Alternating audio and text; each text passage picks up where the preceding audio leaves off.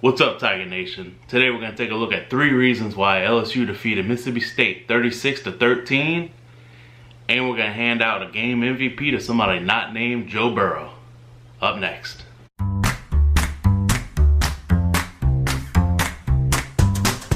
So at this point, I just feel like it's fair to not give Joe Burrow the MVP every single week.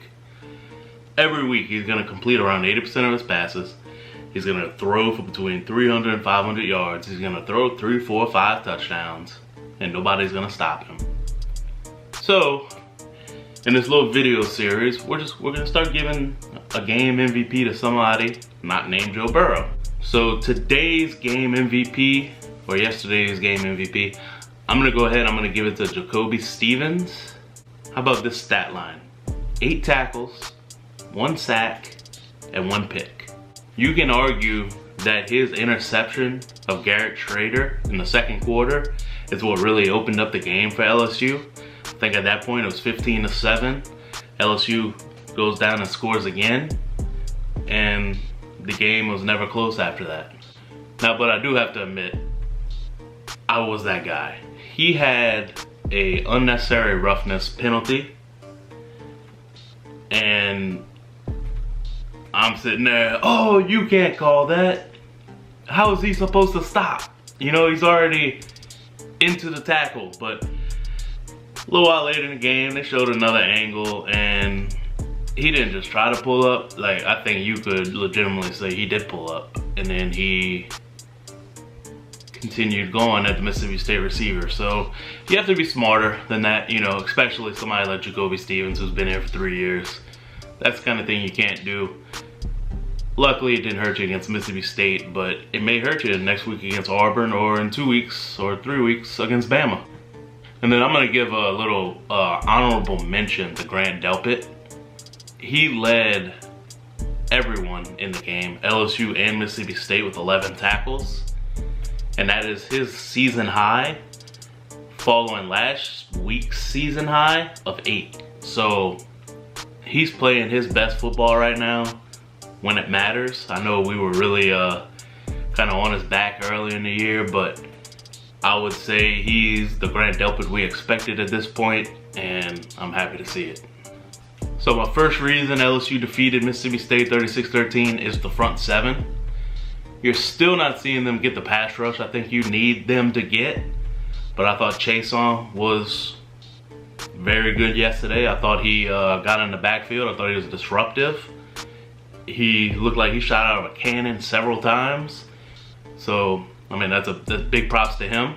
I thought the defensive line had some good penetration against the Mississippi State offensive line. Michael Divinity had 2 tackles for a loss. Braden Fehoko had 1, and Patrick Queen had another. So I thought the entire front 7 played very well yesterday. My second reason is quick strike offense. So with about 5 minutes left in the second quarter, it was 9-7 LSU after Mississippi State had just scored. And then with about 10.5 minutes left in the third quarter, it was 29-7 LSU. So in roughly 10 minutes of game time, LSU had opened up a 22-point lead on Mississippi State. Of course, that all started when Joe Burrow hit Racey McMath for 60 yards down the left sideline. I think that was definitely blown coverage on Mississippi State's part. But on State's next possession, that's when Jacoby Stevens had just that beautiful pick that I spoke of a little earlier. One-handed, he had to go up and get it. That's why he's a physical freak. LSU takes the ball, immediately gets back in Mississippi State's territory, and a minute and 3 seconds later, Joe Burrow hits Jamar Chase for an 8-yard touchdown. LSU goes in the half up 22-7. They get the ball first in the third, they go 3 and out. Mississippi State goes 3 and out. And then LSU goes 4 plays, 66 yards, and a 37-yard touchdown to Derek Dillon. That was also beautiful.